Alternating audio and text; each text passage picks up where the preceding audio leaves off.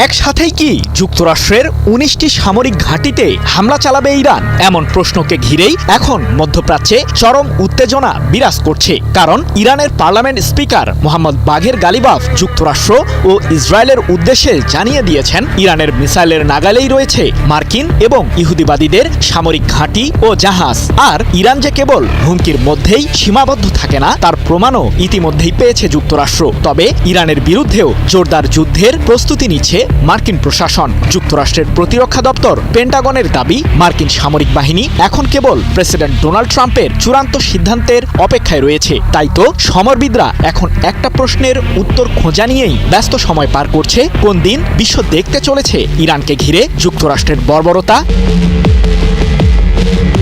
মধ্যপ্রাচ্যে নিজেদের সামরিক ঘাঁটিগুলোতে ভারী সমরাস্ত্র মোতায়েন করেছে যুক্তরাষ্ট্র। সম্প্রতি এমন তথ্যই জানিয়েছে আন্তর্জাতিক সংবাদ মাধ্যমগুলো। মূলত ইরানে চলমান আন্দোলনকে ঘিরে বিভিন্ন ধরনের ষড়যন্ত্রমূলক পরিকল্পনা করছে যুক্তরাষ্ট্র ও ইসরায়েল। বিশেষ করে মার্কিন প্রেসিডেন্ট ট্রাম্প সম্প্রতি জানিয়েছেন, ইরানে সরকার বিরোধী আন্দোলনরতদের বিরুদ্ধে দেশটির সরকার কঠোরতা প্রদর্শন করলেই সেখানে সরাসরি হস্তক্ষেপ করবে যুক্তরাষ্ট্র। এমনকি ইরানের বিরুদ্ধে সামরিক পদক্ষেপ নেওয়ারও হুমকি দেন ট্রাম্প। আর মার্কিন প্রশাসন যে কোনো দেশের বিরুদ্ধে তাদের সেই বল প্রয়োগ নীতি দেখাতে পারে, ভেনেজুয়েলার প্রেসিডেন্ট নিকোলাস মাদুরোকে সস্ত্রীক আটকের পর সেটা আরও প্রমাণিত হয়েছে। কিন্তু যুক্তরাষ্ট্রের যে কোনো আগ্রাসনের তীব্র জবাব দেওয়ার জন্য প্রস্তুত রয়েছে ইরানের সামরিক বাহিনী। সম্প্রতি এমন হুঁশিয়ারি দিয়েছেন দেশটির পার্লামেন্ট স্পিকার মোহাম্মদ বাঘের গালিবাফ।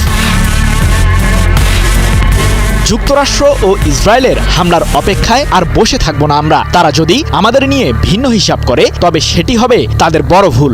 আমাদের সামরিক বাহিনী যুক্তরাষ্ট্র ও ইসরায়েলের গুরুত্বপূর্ণ স্থাপনায় প্রতিরোধী হামলা চালাবে। যুক্তরাষ্ট্রের কোন সামরিক লক্ষ্যবস্তুর কথা বলছে ইরান? মধ্যপ্রাচ্যের কমপক্ষে ১৯টি জায়গায় যুক্তরাষ্ট্রের সামরিক ঘাঁটি রয়েছে, যার মধ্যে সবচেয়ে বড়টির অবস্থান কাতারে। আল উদেইদ নামের এই সামরিক ঘাঁটিতে রয়েছে যুক্তরাষ্ট্রের প্রায় ১০০টি যুদ্ধবিমান। এছাড়াও কমপক্ষে ১০,০০০ সৈন্য এই ঘাঁটিতে অবস্থান করছে।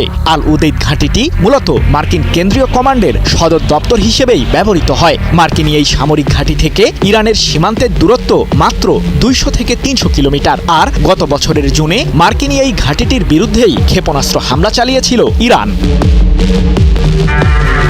এছাড়াও সংযুক্ত আরব আমিরাতেও রয়েছে আল ধাফরা নামের যুক্তরাষ্ট্রের বিমান ঘাঁটি, যা শত্রুদের বিরুদ্ধে নজরদারি, গোয়েন্দা তথ্য সংগ্রহ এবং যে কোনো দেশের বিরুদ্ধে যুদ্ধবিমান অভিযানের জন্য ব্যবহৃত হয়। এই ঘাঁটিতে F-22 মডেলের র্যাপটর যুদ্ধবিমান এবং ড্রোন রয়েছে। আর বাহরাইনে রয়েছে মার্কিন নৌঘাঁটি। এখানেই যুক্তরাষ্ট্রের ৫ম নৌবহরের অবস্থান। পাশাপাশি রয়েছে ৯,০০০ মার্কিন সামরিক সদস্য।